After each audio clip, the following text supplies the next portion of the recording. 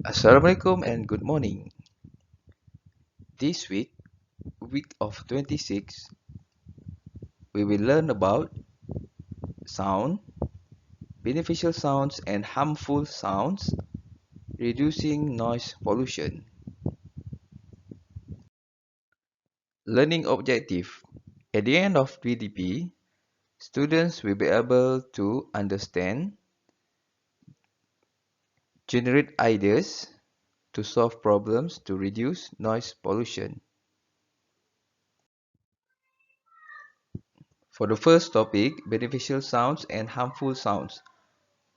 Sound has various effects on our lives.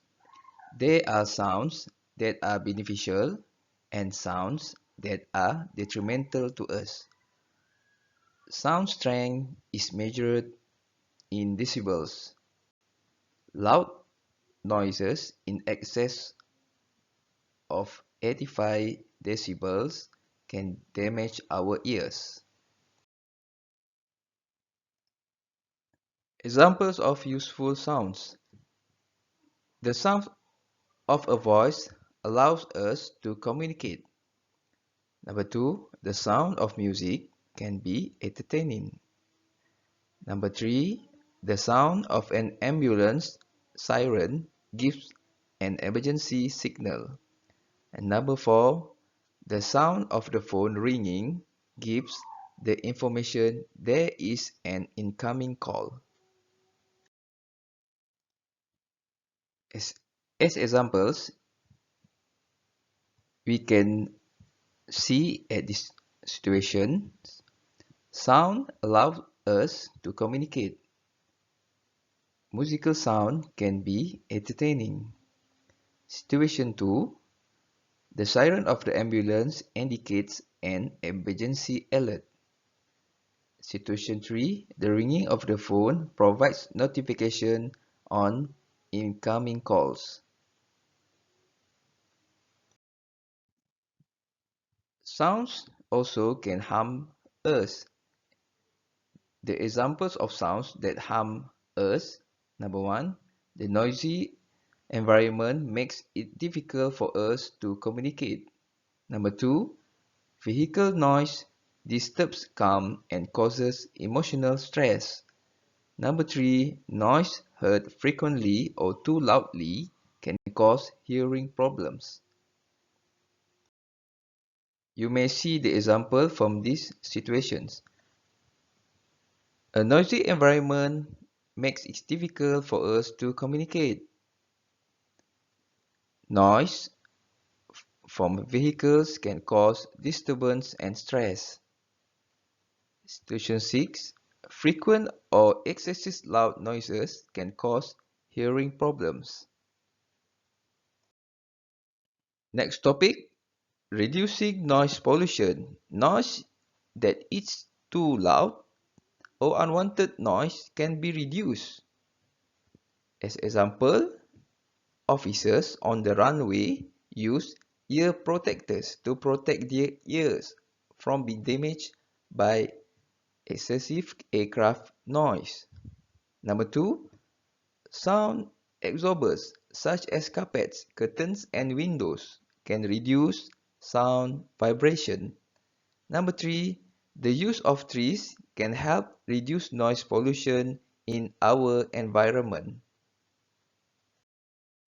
Reducing sound pollution. Situation 1. Airport ground staff use ear protectors. This is ear protectors to prevent ear damage from the excessive aircraft noise. Situation 2. Sound absorbers like carpet, curtains, and windows reduce sound vibration. Situation 3. Tree from the garden can reduce noise pollution from the road. Human lives. The effects of sound can be useful. We use sound for communication, emergency alerts, entertainment, and notifications. However, when a sound is too loud, it becomes harmful. The intensity of a sound is measured in decibel. Any sound higher than 85 decibels is considered harmful. The effects of harmful sounds include communication problems, disturbance and stress, and hearing problems. There are many ways by which we can reduce the effects of harmful sounds.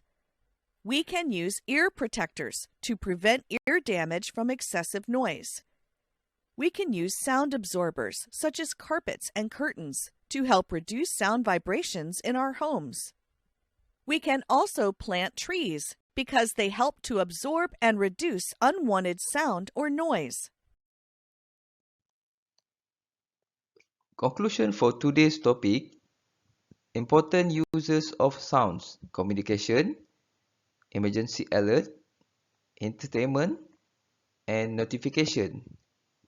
Effect of harmful sounds: communication problem, disturbance and stress, hearing problem.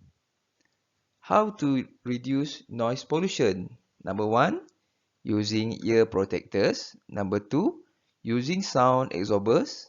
And number 3, planting trees. Okay, that's all for today's. I hope you can understand what we had learned today. That's all. Thank you. Bye bye.